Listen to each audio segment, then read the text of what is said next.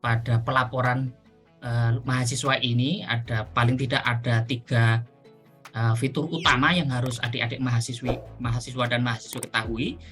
Dan dari 3 fitur utama ini akan ada subfitur-fitur yang tentu akan kita pelajari dan kita perhatikan secara seksama bersama.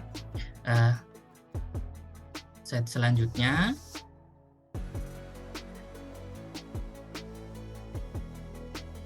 Nah, sebelum saya mulai bahwa kami akan memberikan informasi pendahuluan bahwa sebagaimana yang tadi disampaikan oleh Teh Asri, pelaporan mahasiswa ini dalam program PMM dilakukan di laman dalam bentuk logbook mingguan. Jadi setiap minggu nanti Sahabat Merdeka akan membuat laporan kegiatan yang sudah dilakukan di PT Penerima. Selanjutnya, dari logbook mingguan ini kemudian akan diproses secara sistem menjadi laporan bulanan. Jadi setelah minggu ke-1, minggu kedua, minggu ketiga, dan keempat, lalu kemudian akan di-generate oleh sistem menjadi laporan bulanan. Selanjutnya, seluruh kegiatan mahasiswa di PT Penerima wajib dilaporkan dalam logbook mingguan. Jadi kegiatan apa saja yang dilakukan nanti akan kita ikuti bersama, jenis kegiatan apa yang akan adik-adik mahasiswa Sahabat Merdeka isi.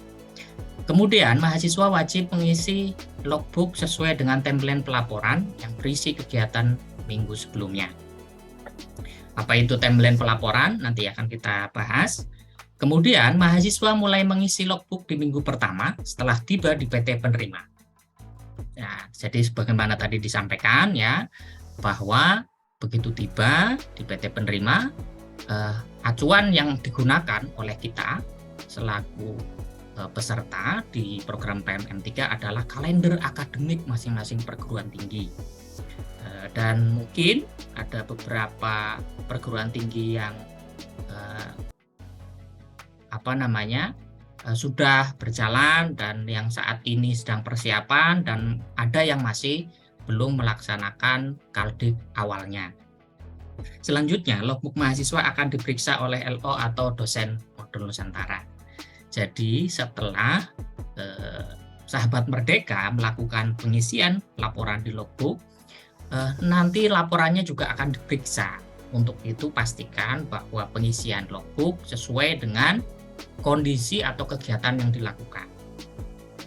Dalam hal ini, Sahabat Merdeka tentu harus berkoordinasi secara erat dengan para panitia atau para pemangku di PT Penerima yang selama ini membantu Sahabat Merdeka, baik itu LO, dosen MN, koordinator PT, dan sebagainya.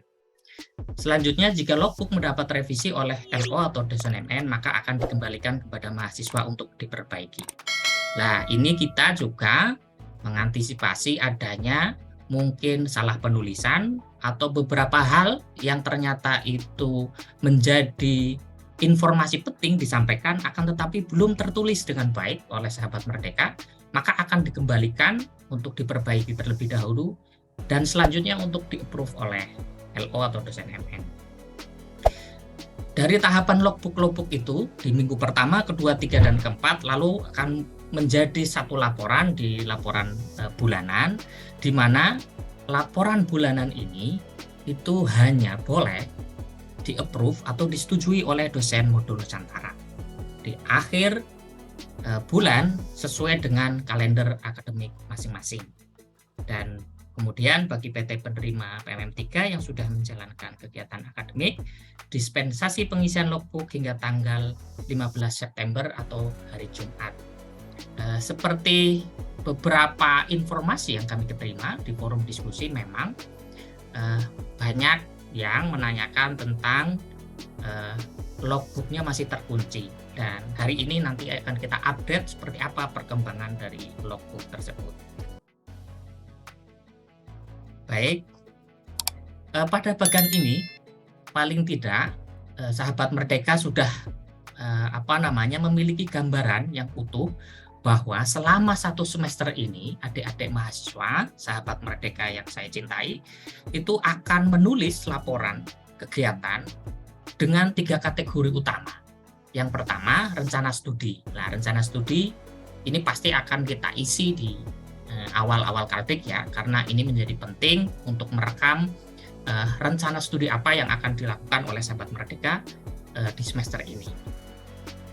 Pada rencana studi ada subfitur apa yang kemudian itu akan kita pahami bersama pada pertemuan pagi hari ini. Yang pertama adalah mata kuliah PT Penerima di Laman. Sahabat Merdeka tentu ingat saat awal dulu mendaftar di PMM 3, sahabat Merdeka itu ditampilkan oleh tampilan layar di dashboard mahasiswa perguruan tinggi penerima yang membuka penerimaan di PMM 3 itu terdiri dari banyak perguruan tinggi yang menawarkan banyak perkuliahan. Lah, mata kuliah yang ditawarkan itu mata kuliah yang ditawarkan itu kemudian nanti akan kita record bersama ya. Seperti apa? Apakah ini mata kuliah yang otomatis terhubung Kak misalnya? Nanti kita akan lihat seperti apa tampilannya. Kemudian ada mata kuliah di luar laman. Mengapa kita menyusun ini dari tim PMM? Ini adalah antisipasi bagi kita jika pada saat awal perguruan tinggi penerima membuka mata kuliah di awal-awal pendaftaran itu, ternyata perguruan tinggi penerima kemudian membuka mata kuliah lain di luar laman.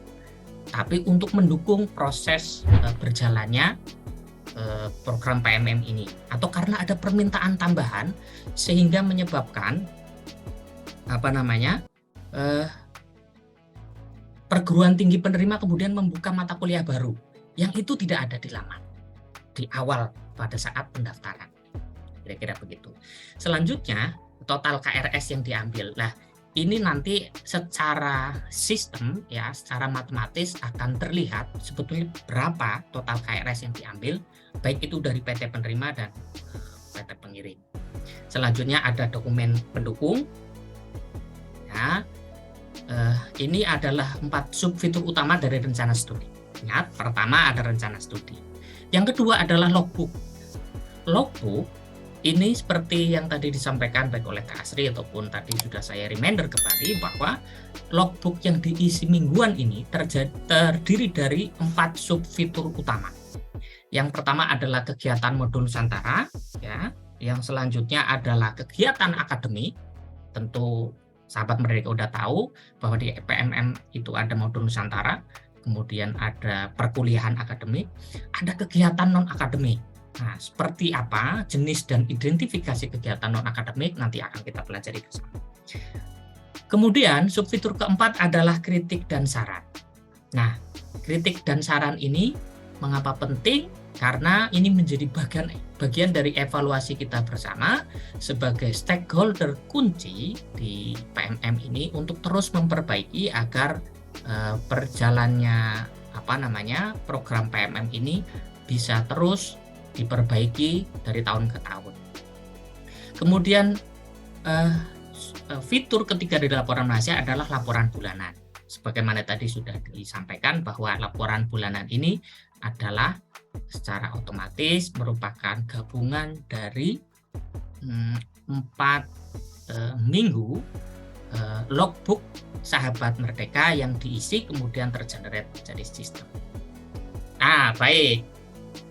Sekarang kita sampai pada tahap pengisian. Oke. Saya ingin tahu dari sahabat Merdeka yang